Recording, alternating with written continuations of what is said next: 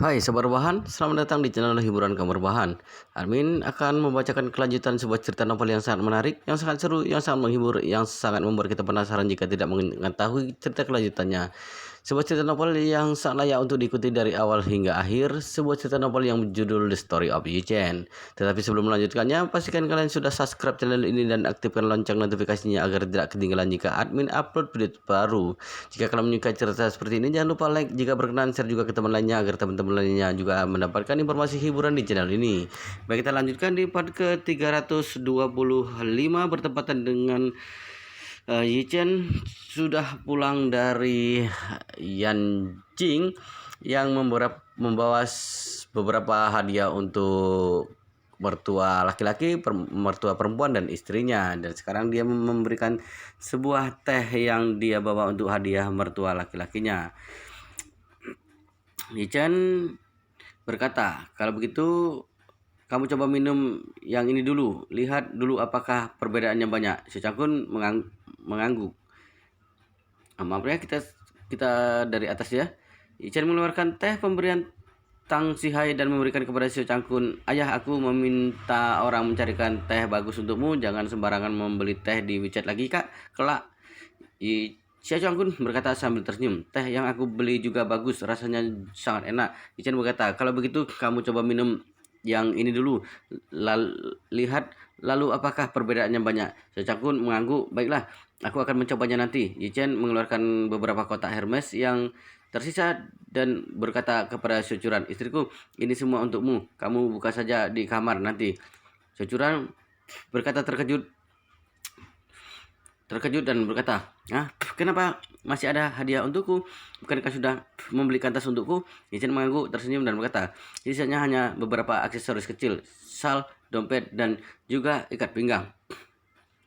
Syucuran berkata dengan penuh terima kasih. Terima kasih suamiku, tapi kamu jangan menghabiskan begitu banyak uang untukku lagi kelak. Yi-Chen tahu kalau Syucuran pasti tidak bisa menerima barang yang harganya mahal semahal ini. Maka dia berkata, baik-baik, aku tahu aku tidak akan membeli barang yang terlalu mahal kelak. Setelah masuk ke dalam rumah, Malan memamerkan barang-barang Hermes pemberian Yi-Chen di lantai ruang tamu. Dia meletakkan hadiah dengan kotaknya yang baik, lalu mengeluarkan ponsel dan mengambil beberapa foto dari sudut yang berbeda. Kemudian memilih 9 lembar foto yang dia sukai dan mempostingnya di momen dengan tulisan, menantu baikku pergi bekerja ke Yanjing dan menghadiahkan Hermes setelah kembali. Aku sangat senang sekali. Orang yang memberikan like dan komentar di dalam momen langsung meledak. Malan merasa senang melihat banyak komentar iri di dalamnya. Dia merasa senang di dalam hatinya karena keren sekali. Aku tinggal di villa besar sekarang ini memakai Hermes. Aku benar-benar menjadi wanita kelas atas setelah 2 gigi palsu untuk gigi depan selesai, maka aku akan keluar dengan memakai tas Hermes dan sal Hermes serta ikat pinggang Hermes. Sedangkan Cucu Cangkun duduk di sofa dan segera mengeluarkan teh pemberian Yi-Chen. Dia hendak menyeduhnya dan mencoba apa perbedaan dengan teh yang dia beli di WeChat. Aroma teh yang harum segera tercium begitu teh pemberian Tang Sihai dibuka. Cucu Cangkun langsung terkejut. Dia tidak pernah bertemu dengan teh sewangi ini. Aromanya sudah sangat wangi begitu dibuka dan masih belum diseduh sehingga membuat orang langsung semangat. Dia melihat daun teh yang sempurna dengan ukuran yang sama dan benar-benar bersih. Bisa dilihat kalau daun teh ini dipilih satu persatu dengan cermat. Dia mengambil sejumput teh dan menciumnya, lalu mengambil teh yang dibeli di WeChat dan menciumnya. Dia segera bisa merasakan perbedaan yang besar. Teh yang pertama tercium wangi, teh yang alami, aromanya kental dan wanginya natural. Sama sekali tidak ada jejak buatan. Tapi wangi teh yang dibeli tercium seperti berbau kimia. Wanginya menyengat, benar-benar beda dengan daun teh yang pertama. Si Cangkun segera memasukkan teh pemberian Yi-Chen ke dalam teko ketel teh listrik untuk mendidih. Listrik sudah mendidih saat ini. dan dia segera menuangkan ke dalam teko. Setelah itu wangi teh keluar seiring air panas disiramkan. Wanginya memenuhi seluruh ruangan tamu. Xiao Changkun terkejut dan berkata, "Ini wangi teh ini harum sekali." Securan juga bisa menciumnya dari kejauhan. Dia berkata dengan kaget, "Aduh, aromanya wangi sekali, ayah. Aku ingin mencobanya." Malan yang tidak suka minum teh juga mencium wanginya. Sekarang dia berkata penuh semangat, "Wangi teh ini sangat harum. Secangkun, berikan aku segelas juga." Secangkun segera mengeluarkan 4 gelas kecil dan menuangkan teh di keempat gelas. Kemudian dirinya sendiri segera mengambil segelas dan meminumnya hati-hati. Matanya langsung melebar dan berseru, "Teh bagus. Aku tidak pernah minum teh sebagus ini seumur hidupku." Kata-kata Yichen membuatnya menggelengkan kepala tanpa daya. Mertuanya ini benar-benar kasihan. Dia hanya bisa bermain barang antik palsu teh juga seperti itu. Semua ini karena statusnya terlalu rendah dalam keluarga Xiao dan tidak dihargai. Nyonya besar Xiao kemudian ditekan oleh Malan dan hidup tidak berjalan baik dan keuangannya juga tidak bagus. Tapi untung saja kepribadian Xiao Changkun tidak buruk. Jika itu orang lain mungkin sudah lama menderita depresi karena tidak bisa menerima hidupnya. Sewaktu keluarga Yichen menikmati teh dengan gembira, Ken Hokian sedang menyiapkan makan siang di villa A04 yang ada di sebelah. Karena pernah hamil anak pengawas batu bara dan membuat Xiao Changkun refleks terinfeksi penyakit, maka Ken Hokian dikucilkan di rumah ini. Tapi karena ada dukungan dari Wudong Hai, maka orang keluarga Xiao tidak berani melakukan apa-apa dengannya. Pada awalnya Ken Hokian memakai segala cara untuk menyenangkan Nyonya besar Xiao dan Xiao Changgan karena berharap mereka bisa memaafkannya. Dia bahkan membuatkan hidangan abalon secara khusus untuk Xiao Changgan, juga membelikan kepiting raja yang mahal untuk nutrisi tubuhnya. Dia melakukan semua ini untuk menyenangkannya. Namun Ken Hokian selalu mendapatkan balasan perlakuan dingin dari semua usahanya sehingga harapan sudah hampir hilang. Belakangan ini bisnis grup Xiao bisa dimulai kembali setelah mendapatkan investasi dari Wudong Hai. Perusahaan bisa beroperasi normal kembali karena bantuan Wudong Hai, sehingga semua anggota keluarga Xiao sudah kembali bekerja di grup Xiao kembali. Nyonya besar Xiao masih memegang kendali. Xiao Changgan menjadi direktur, Xiao Helong menjadi manajer umum, Xiao Weiwei menjadi manajer bisnis. Mereka berempat pergi dan pulang kerja bersama setiap hari sehingga semakin jauh dengan Ken Hokian.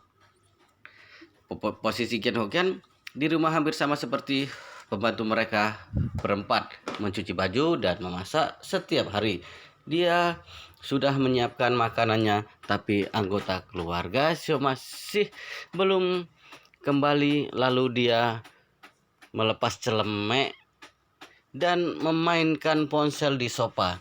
Dia melihat momen, kemudian melihat postingan Malan. Ken Hokian merasa sangat kesal ketika melihat Malan pamer Hermes di dalam lingkaran pertemanan. Malan benar-benar tidak tahu malu. Bukankah hanya beberapa barang Hermes saja? Mana pantas dipamerkan? Ken Hokian merasa sedih setelah mengumpat beberapa kali. Malan si brengsek itu punya menantu seperti Yichen. Bagaimana denganku? Apa yang aku punya? Suami memukulku, memarahiku, juga ingin bercerai denganku. Jika bukan karena direkturku yang menahannya, mungkin pria tua ini sudah lama mengusirku dari rumah ini. Nyonya besar Xiao sama sekali bukan orang baik. Orang tua ini sangat jahat. Jika bukan karena teguran Direktur Wu, mungkin dia akan memukulku sampai mati bersama Xiao Changgan. Putraku tidak berguna sama sekali, tidak punya apa-apa, dia hanya bisa membual. Orang seperti ini pasti tidak punya masa depan yang baik, kalau apalagi mengharapkannya. Weiwei, alangkah bagusnya kalau Weiwei masih bersama dengan Pang Yunpei. Bagus juga kalau masih bisa terus menjadi simpanan Xiao Yiqian, tapi reputasinya hancur sekarang, mungkin akan sulit menikah kelak. Mana mungkin bisa diandalkan. Apa yang bisa aku andalkan dalam hidupku? Siapapun yang bisa membelikan tas Hermes untukku.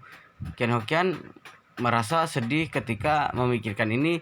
Air matanya mengalir sewaktu dia teringat kesulitan dan pengalaman yang dia alami. Pintu besar terbuka saat ini. Sejanggan menemani Nyonya Besar Xiao masuk terlebih dahulu. Xiao Helong dan Xiao Wei ada di belakang mereka. Nyonya Besar Xiao memakai mantel bulu yang elegan yang membuatnya bersinar dan wajahnya terlihat berseri. Nyonya Besar Xiao senang setiap hari sejak grup Xiao bangkit kembali.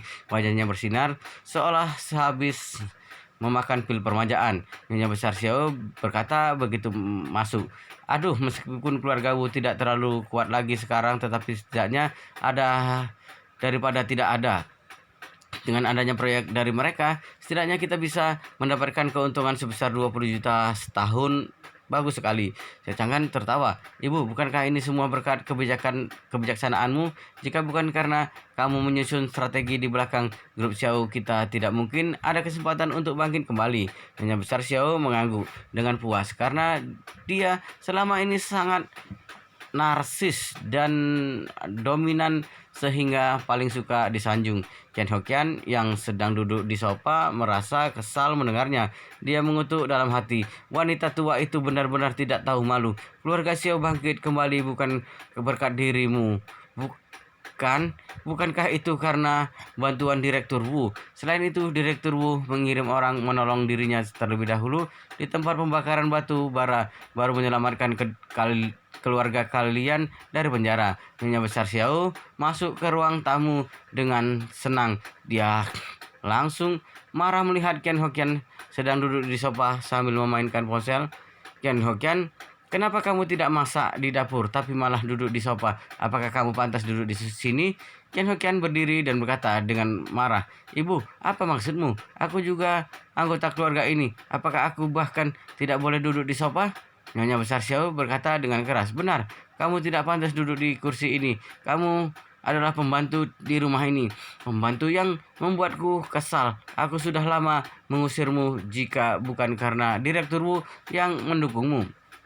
Kamu, Ken Hokian berkata dengan marah, wanita tua, apakah kamu masih belum puas?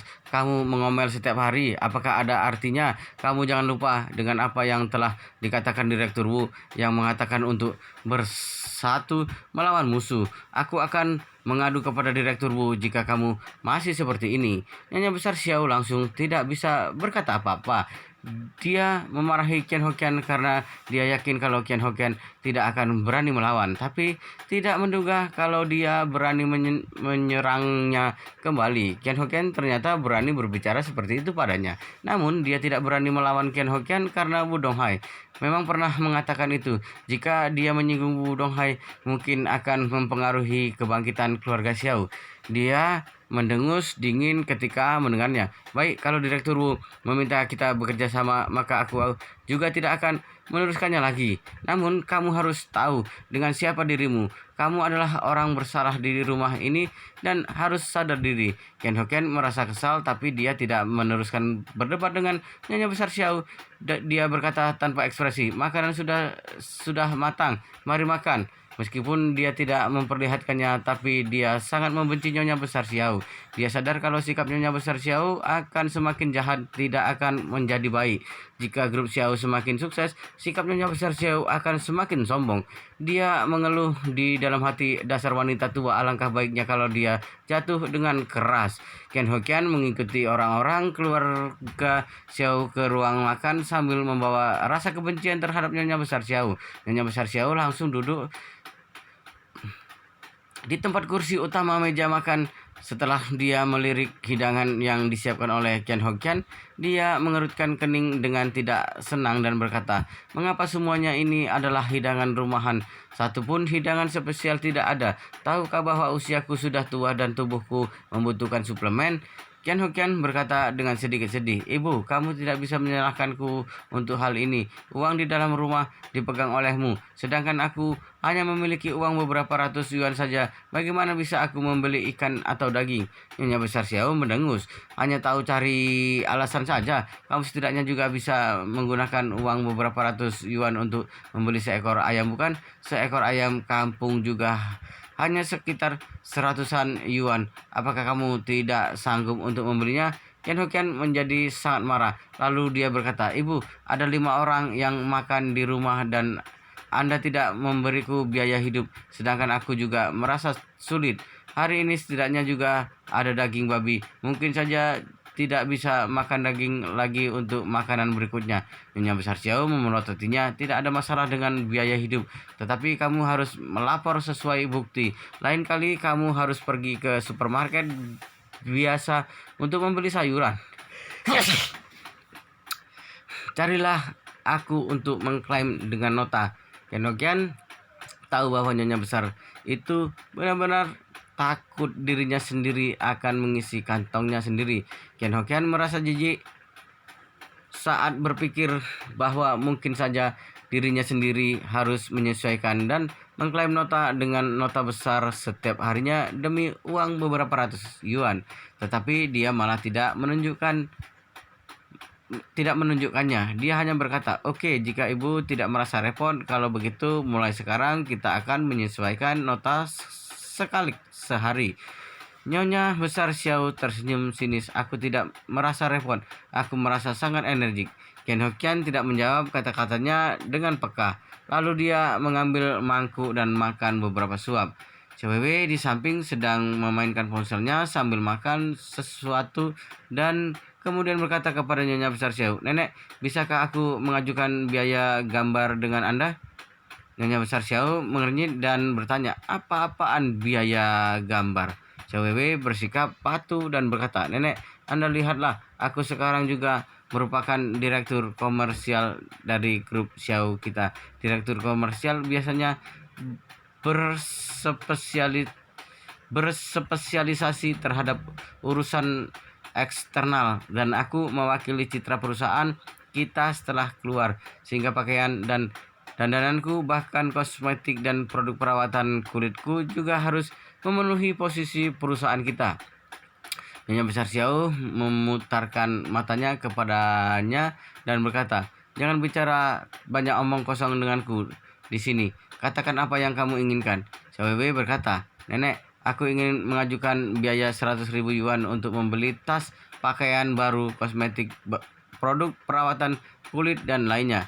100.000 yuan? Nyonya Besar Xiao mendengus. "Apakah kamu mengira bahwa uang kita adalah hasil dari tipuan angin?" Xiaowei berkata dengan sedikit sedih, "Nenek, bukannya Presiden Wu telah memberi kita uang puluhan juta yuan? Saldo di rekening perusahaan juga cukup berlimpah. 100.000 yuan bukanlah apa-apa bagi kita." Nyonya Besar Xiao berkata dengan marah, "Bukan apa-apa. Apa aku beritahu kamu? Karena kita selalu berpikir bahwa uang 100.000 yuan bukan apa-apa, 200.000 yuan juga bukan apa-apa, bahkan 1 juta yuan juga bukan apa-apa, sehingga grup Xiao menjadi kehabisan sedikit demi sedikit. Oleh karena itu, mulai sekarang kita harus memanfaatkan kesempatan untuk berjaya kembali lagi. Kali ini tidak boleh melakukannya kesalahan yang telah kita lakukan sebelumnya." Chow Yue juga merasa sedikit tidak senang. Dia bergumam dengan sedikit emosi, "Sudah begitu lama menjalani kehidupan yang menyedihkan. Aku bahkan tidak memiliki satu set kosmetik yang layak sekarang. Jika aku mengandalkan penampilanku yang buruk ini untuk berbisnis di luar, itu juga sedikit tidak pantas dengan reputasi grup Xiao kita. Lagi pula aku juga telah menjual tasku sebelumnya dengan harga murah demi kehidupan. Sedangkan aku sekarang bahkan tidak memiliki satu tas yang bagus. Bukannya aku akan ditertawakan oleh orang lain setelah keluar?" Nyonya Besar Xiao melambaikan tangan dengan tidak sabar. "Sudahlah, jangan banyak berbicara omong kosong denganku. Tidak ada masalah tentang tas. Beli saja yang palsu. Beli Hermes yang palsu. Bukannya itu jual Bukankah itu jauh lebih bermuka untuk membawanya keluar? Ada muka apa-apaan? Ada muka apa-apaan?" Xiaowei kecemasan. Lalu dia berkata sambil tersedak, Bagaimana juga aku adalah direktur komersial dari grup Xiao. Betapa malunya jika aku tertangkap oleh orang lain bahwa diriku membawa Hermes yang palsu untuk keluar. Nyonya besar Xiao berkata sambil menyeringai. Apa yang kamu tahu?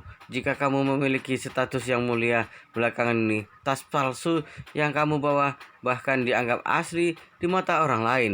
Tetapi jika sebalikannya, tas asli yang kamu bawa bahkan dianggap palsu di mata orang lain. Grup Xiao sudah kembali berjaya sekarang di mata orang luar. Kamu yang menjadi direktur komersial secara alami berbobot. Bahkan jika kamu membawa tas palsu, juga tidak akan ada orang yang mengiranya itu palsu. Cwewe menjadi tertekan. Nenek, bahkan jika Anda tidak melihat bahwa aku adalah direktur komersial di grup Xiao, lihatlah aku yang menjadi cucu Anda. Memberiku uang 100.000 yuan juga tidak terlalu banyak, bukan? Nyonya besar Xiao mendengus. Jangan banyak bicara omong kosong. Hanya ada 10.000 yuan saja. Terserah kamu, mau atau tidak. Cwewe menjadi sangat tertekan. Tetapi dia berpikir bahwa jika dirinya sendiri tidak menginginkan uang 10.000 yuan, maka dia sama sekali tidak mendapatkan 1 sen pun. Kemudian dia hanya bisa mengangguk dan berkata dengan sedih, baiklah 10.000 yuan saja. Nyonya besar Xiao mendehem dan berkata dengan serius, aku beritahu kalian, kali ini kita harus membiarkan grup Xiao kembali berjaya. Bahkan juga harus membiarkan grup Xiao menaiki 1 tangga lagi. Oleh karena itu kalian semua harus bersemangat. Aku tidak mengizinkan siapapun yang memiliki pemikiran hedonistik atau tidak, bahkan jika kalian adalah putra atau cucu kandungku, kalian semua juga harus keluar. Mengerti atau tidak? Secanggan, Cahelong, dan Cowewe tahu bahwa nyonya besar itu sedang mengatakan ini kepada mereka. Meskipun hati mereka terasa tertekan, tetapi semua orang juga tidak berani menunjukkan maksud untuk melawan. Mereka juga hanya bisa mengangguk dengan sedih dan berkata dengan serentak, sudah mengerti. Nyonya besar Xiao baru merasa puas, lalu dia melambaikan tangannya. Sudahlah, cepat makan. Kita harus pergi ke perusahaan untuk lanjut bekerja lagi sore harinya. Semua orang merasa tak berdaya untuk sesaat. Mereka juga hanya bisa menundukkan kepala untuk makan dengan patuh. Saat ini Cwewe membolak-balik momen WeChat dan tiba-tiba melihat unggahan dari Malan yang membuat wajahnya tiba-tiba membiru karena marah. Ada rasa jengkel yang melonjak di hatinya.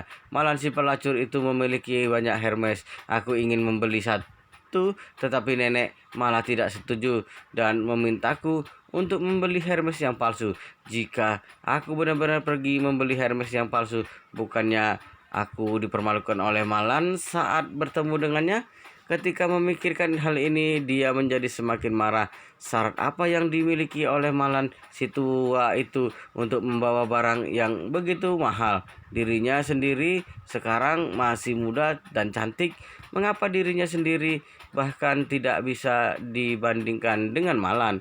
Ketika memikirkan hal ini, dia berkata dengan sedih, nenek, Anda lihat Malan si wanita jalang itu bahkan menggunakan Hermes yang asli. Mengapa aku tidak bisa menggunakan satu yang asli? Nyonya besar Xiao merebut ponsel darinya, lalu dia melihat dan berkata dengan marah, Malan sialan, sepanjang hari hanya tahu untuk pamer saja. Secanggan juga mengambil ponsel itu dan melihatnya. Dia menemukan bahwa ada salah satu foto selfie Malan sambil membawa tas di punggungnya di antaranya. Lalu dia berkata sambil mendengus, plester di kaki beberapa wanita sialan itu tampaknya sudah dilepaskan. Diperkirakan bahwa mereka akan melompat keluar untuk bersenang-senang selama beberapa hari ini. Sohelong menjadi benci saat memikirkan Malan, lalu dia buru-buru bertanya, ayah, bukan kamu bilang bahwa kamu ingin mengerjainya sebelumnya? Kapan kamu melakukannya? Aku sudah lama ingin memberi pelajaran kepada wanita sialan itu. Jangan cemas, Xiao Changkun. Jangan cemas, Xiao Changkun berkata sambil mendengus. Kakinya sudah patah sebelumnya dan dia tinggal di rumah sepanjang hari. Tidak mungkin bagi kita yang bergegas untuk ke rumahnya untuk mengerjainya, bukannya itu juga membuat kita semua ikut dikerjai. Jika plester di kakinya sudah dilepaskan, maka dia pasti akan keluar untuk bersenang-senang. Saat itu, setelah kita mendapatkan kesempatan, kita harus mengerjainya dengan baik-baik. Secanggan masih sangat benci Malan sampai sekarang, karena Malan tidak pernah menyimpan lebih dari 20 topi hijau yang digantung di terasnya sendiri. Dia tidak hanya tidak menyimpannya saja, tetapi dia juga membeli banyak yang baru di online dan totalnya sekarang sudah melebihi angka 30. Ketika Secanggan keluar masuk dari Thompson kelas atas setiap harinya, dia harus melewati rumah Yichen. Oleh karena itu, dia akan bisa melihat lebih dari 30 topi hijau yang dipamerkan, yang membuatnya selalu marah setiap kali, apalagi dia semakin benci Malan saat memikirkan ejekan Malan terhadap dirinya sendiri. Dia selalu ingin mencari kesempatan untuk menghabisi Malan sebelumnya, dan juga sekaligus memberi sedikit penghalang ke rumah Yichen untuk membuat Wudong Hai sepuas mungkin. Tetapi kaki Malan menggunakan plester dan sebagian besar waktunya berada di rumah, yang membuatnya tidak memiliki kesempatan untuk bertindak. Plester Malan sudah dilepas. Sekarang menurut kepribadiannya, dia akan berlari keluar sesegera mungkin. Selama dia sering keluar, dirinya sendiri akan memiliki kesempatan untuk menghadapinya. Ketika mendengar bahwa ingin mengerjai Malan, Nyonya Besar Xiao juga merasa tertarik. Dia berkata dengan dingin, "Malan sialan itu hanya bisa bersenang-senang sepanjang hari. Terakhir kalinya ketika kita berada di pusat penahanan, seharusnya patahkan kedua kakinya untuk menghilangkan kebencian kita." Cewek buru-buru berkata, "Nenek, kalau begitu kita bisa mencari kesempatan untuk mematahkan kedua kakinya kali ini." "Iya nenek." Xiao Halong juga menjadi semangat. Lalu dia berkata, "Patahkan kedua kakinya. Aku sudah lama tidak menyukainya." Nyonya Besar Xiao menatap Xiao Changgan dan berkata, "Changgan, Malan selalu menghinamu dan mempermalukan seluruh keluarga Xiao kita. Kamu memang harus merencanakannya untuk memberi sedikit pelajaran kepada wanita jalang itu." Xiao Changgan terus mengangguk. "Ibu, Anda tenang saja. Aku pasti tidak akan melepaskan wanita sialan itu pergi begitu saja." Yichen makan siang di rumah, lalu dia menelepon Hongwu untuk mengendari mobilnya kemari dan menjemputnya ke penangkaran anjing. Dia berencana untuk berangkat menuju Jepang esok harinya agar semua masalah tentang Kobayashi Pharmaceutical dapat diselesaikan segera. Demi mendapatkan Kobayashi Pharmaceutical, dia tidak bisa lepas dari bantuan Kobayashi Ichiro dan Kobayashi Jiro. Kedua kakak beradik di dalam mobil Hongwu. Yichen bertanya padanya, "Bagaimana dengan penampilan Kobayashi Ichiro dan Kobayashi Jiro di penangkaran anjing belakangan ini?" Hongwu terkekeh. Jawab Master Yi, "Penampilan kedua kakak beradik itu di penangkaran anjing lumayan baik. Mereka sangat bekerja keras dan juga tidak berani berpura-pura di mana-mana. Mereka benar-benar jujur, tetapi mereka berdua tidak bisa saling bertemu satu sama lain, bagaikan dua ekor anjing yang memiliki dendam satu sama lain, di mana mereka bisa saling mencekik satu sama lain saat bertemu. Aku sekarang telah menugaskan mereka berdua ke area yang berbeda dan mencoba menghindari keduanya bertemu." Yichen mengangguk ringan. Secara alami ada dendam besar di antara Kobayashi Ichiro dan Kobayashi Jiro, terutama Kobayashi Ichiro, di mana dia ditipu oleh Yichen saat itu. Bahkan ayahnya diracuni sampai mati oleh Yichen. Itu awalnya sudah cukup menyedihkan, tetapi tidak diduga bahwa adik kandungnya sendiri malah menyalahkannya dan menuduhnya atas kejahatan meracuni ayah kandungnya, apalagi juga menghabiskan banyak uang untuk menawarkan hadiah atas kepalanya. Dapat dikatakan bahwa dia tidak akan pernah bisa memaafkan Kobayashi Jiro sampai dia mati. Kobayashi Jiro sebenarnya juga membenci kakak kandungnya sendiri, karena Yichen sudah mengatakannya sangat jelas terakhir kalinya bahwa Hanya ada satu orang dari mereka berdua yang bisa kembali ke Jepang bersamanya, sedangkan satu orang lainnya harus tinggal di penangkaran anjing untuk bekerja selamanya. Sedangkan Yuchen cenderung membawa Kobayashi Ichiro, kakaknya, untuk kembali, sehingga dia selalu berharap kakak kandungnya mengalami kecelakaan apapun setiap harinya. Lebih baik jika langsung mati mendadak agar dirinya sendiri bisa menjadi satu-satunya pilihan untuk Yichen saat itu. Wow, luar biasa sekali guys, ceritanya sangat seru, sangat menarik, sangat menghibur, sangat membuat kita penasaran jika tidak mengetahui cerita kelanjutannya. Tetapi sepertinya di video ini, di part ini sampai di sini dulu, dan kita akan lanjutkan di video berikutnya. Pastikan kalian sudah subscribe channel ini dan aktifkan lonceng notifikasinya agar tidak ketinggalan jika admin upload video terbaru. Jika kalian menyukai cerita seperti ini, jangan lupa like. Jika berkenan, share juga ke teman lainnya agar teman-teman lainnya juga mendapatkan informasi hiburan di channel ini. Baik, kita lanjutkan di video selanjutnya.